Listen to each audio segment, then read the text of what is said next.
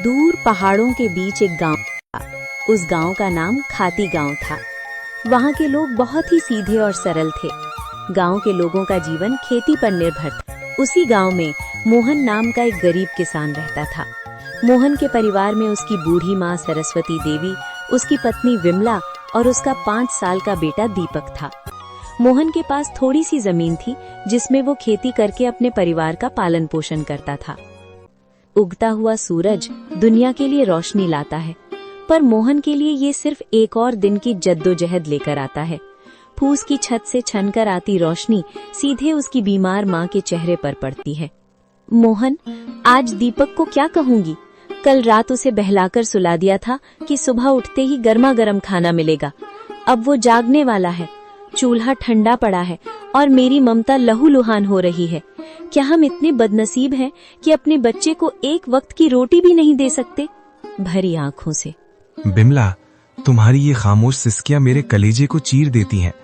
मैं किसान हूँ, धरती का सीना चीरकर अनाज पैदा करना मेरा काम है, पर आज किस्मत ने मेरा ही सीना चाक कर दिया है। जमींदार के चक्कर काट काट कर पैर के जूते घिस गए, पर वो उधार देने को तैयार नहीं। पर हार नहीं मानूंगा, आज फिर जाऊंगा। शायद खुदा को मेरी मेहनत पर नहीं तो इस मासूम दीपक की भूख पर तरस आ जाए। सरस्वती देवी अंदर से खांसते हुए, बेटा मोहन, पास आ। देख, मेरा अंत समय करीब है, पर मुझे अपनी मौत का डर नहीं है। मुझे डर है कि कहीं मेरी गरीबी तेरे जमीर को न खा जाए। बेटा, भूख बहुत बड़ी चीज है, बड़े बड़ों का ईमान डिगा देती है। पर तू वादा कर, चाहे पेट पीठ से सट जाए, पर कभी किसी का बुरा नहीं करेगा। भगवान की लाठी बेआवाज होती है, पर चोट गहरी करती है। माँ, आपके संस्कार ही मेरी पूंजी है। मैं खाली हाथ लौट सकता हूँ, पर कलंकित हाथ लेकर इस घर में कदम नहीं रखूंगा। मोहन जमींदार के घर चला जाता है। नंगे पांव, फटी हुई कमीज और आंखों में उम्मीद की आखिरी चमक लिए मोहन जमींदार की हवेली के बाहर खड़ा है। सूरज की तपिश उतनी नहीं चुभ रही थी जितनी पेट की भूख और घर में बीमार माँ की कराह चुभ रही थी।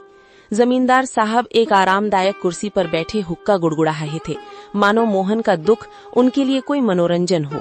माई बाप, हुजूर, इस अभागे की विनती सुन लीजिए। मैं जानता हूँ कि पिछला लगान अभी पूरा नहीं चुका पाया हूँ, लेकिन मेरी मजबूरी की दीवार बहुत ऊंची हो गई है सरकार।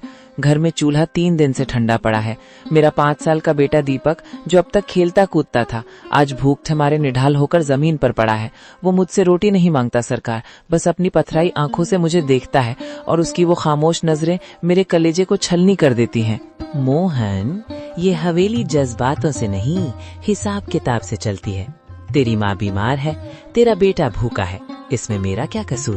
पिछली बार भी तूने यही रोना रोया था। ये धरती प्यासी है तो मैं क्या करूं?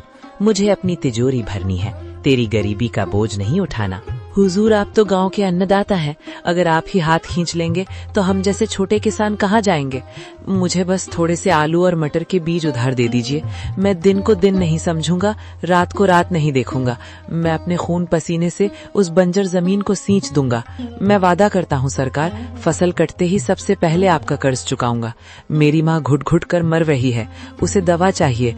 हुजूर, एक बाप होने के नाते मुझ पर तरस खाइए। क्या एक गरीब के बच्चे को जीने का हक नहीं है?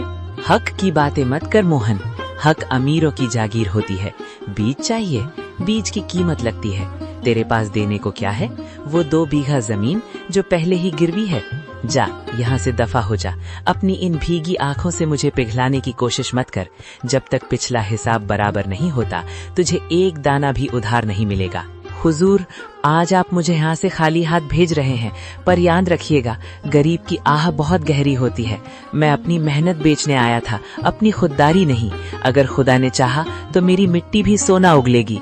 आज आप मेरी गरीबी का मजाक उड़ा रहे हैं, पर वक्त का पहिया घूमेगा हुजूर, वक्त का पहिया जरूर घूमेगा। मोहन अपनी फटी हुई आंखों में आंसू लिए भारी कदमों से हवेली की सीढ़ियां उतर गया।